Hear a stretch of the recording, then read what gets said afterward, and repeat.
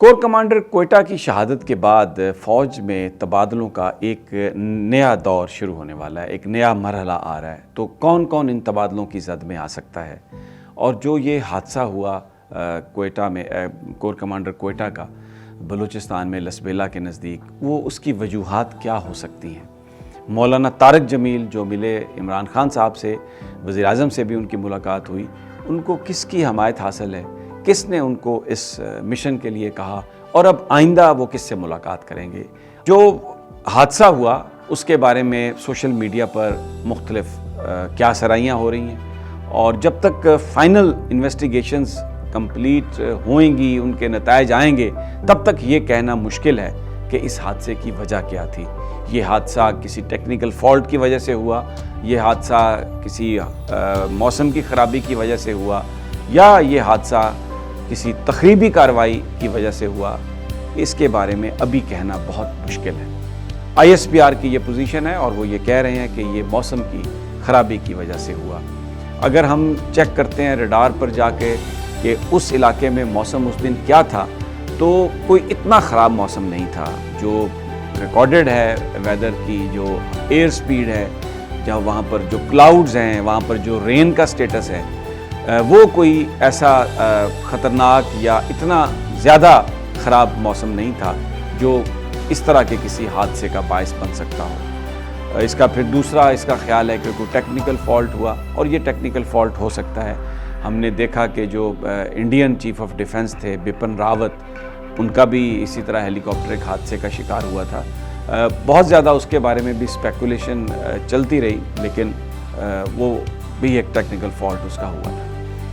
یہ جو علاقہ ہے سارا، تخریب کاری کی بات اس لیے کی جا رہی ہے کہ یہ جو بلوچستان کا علاقہ ہے، یہ سارا اس میں انسرجنسی جو ہے وہ دوسرے علاقوں کی نسبت ذرا زیادہ ہے، اور یہ ہیلی کاپٹر لو الٹیٹیوڈ پہ تھا، اور پھر بتایا جاتا ہے کہ 2 ہیلی کاپٹر وہاں سے اڑے تھے اتھل سے۔ تو ایک ہیلی کاپٹر کراچی پہنچ گیا، دونوں کی منزل مقصود کراچی تھی، لیکن یہ جو ہیلی کاپٹر ہے جس میں VIP سوار تھے، بدقسمتی سے یہ اس حادثے کا شکار ہوا اور پاکستان کو اتنا بڑا نقصان اٹھانا پڑا۔ سوگوار ہے پوری قوم۔ آج تقریباً 5:30 بجے راولپنڈی میں آرمی گراؤنڈ میں ان کی نماز جنازہ بھی ہے افسران کی، اور پھر اس کے بعد ان کی میتیں تدفین کے لیے ان کے آبائی گھروں میں بھیج دی جائیں گی۔ ایک اور جو کیا سرائی ہو رہی ہے وہ یہ ہے کہ کیونکہ جو شہادت ہوئی ہے وہ جنرل سرفراز، لیفٹیننٹ جنرل سرفراز کور کمانڈر کوئٹہ تھے، تو ڈیفینیٹلی اب کور کمانڈر کوئٹہ کی تعیناتی ہوئے گی۔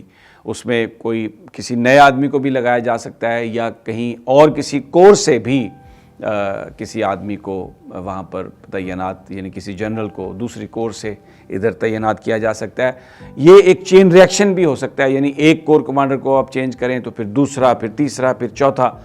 آرمی چیف کی ڈسکریشن ہے ان کی، اور یہ ایک معمول کا عمل بھی ہوتا ہے، تو وہ اس میں کر سکتے ہیں۔ لیکن اس بیچ میں جو سوشل میڈیا پر خبریں آ رہی ہیں، لوگ جو بتا رہے ہیں، مولانا فضل الرحمان صاحب اس خواہش کا اظہار کر رہے ہیں کہ پشاور میں تبدیلی ہو۔ وہ چاہتے ہیں کہ پشاور میں تبدیلی ہو۔ مریم نواز صاحبہ بھی یہی چاہتی ہیں کہ رپورٹڈلی کہ پشاور میں تبدیلی ہو۔ اب ساری آنکھیں جو ہیں وہ اسی پہ لگی ہوئی ہیں کہ کیا ایک کور کمانڈر جن کی شہادت ہوئی ہے، ان کی جگہ دوسرے کا تقرر جو کیا جاتا ہے وہ کس طرح سے ہوتا ہے؟ کسی سرونگ اس وقت کور کمانڈر کو وہاں پر ٹرانسفر کیا جاتا ہے تو اور کتنی کورز متاثر ہوں گی؟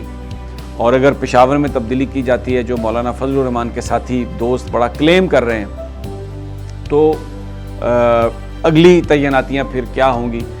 یہ سب کچھ پاکستان میں جو اس وقت سیاست میں جو صورتحال ہے اس کے تناظر میں دیکھا جا رہا ہے۔ فوج جتنا مرضی یہ کہے کہ ہم پولیٹیکل ہیں، ہم نیوٹرل ہیں، ہم اس میں انوالو نہیں ہیں، لیکن پاکستان کے اندر جو پرسیپشن ہے وہ یہی ہے کہ اگر اسٹیبلشمنٹ ساتھ نہ ہو تو یہ جو موجودہ حکومت ہے، جس کے پاس اکثریت اپنی سسٹین کرنا، مینٹین کرنا بہت مشکل ہے، یہ ایک دن بھی سروائیو نہیں کر سکتی۔ تو بڑا یہ آنے والے جو 5-7 دن ہیں اس حوالے سے بڑے کروشل ہوں گے، اور کیا سرائیاں جاری ہیں۔ اور اب کل پرسوں چوتھ جب یہ کوئی تبادلوں کا عمل اگر ہوتا ہے تو دیکھا جائے گا کہ کیا ہوتا ہے، اور کس کی خواہش پوری ہوتی ہے اور کس کی خواہش پوری نہیں ہوتی۔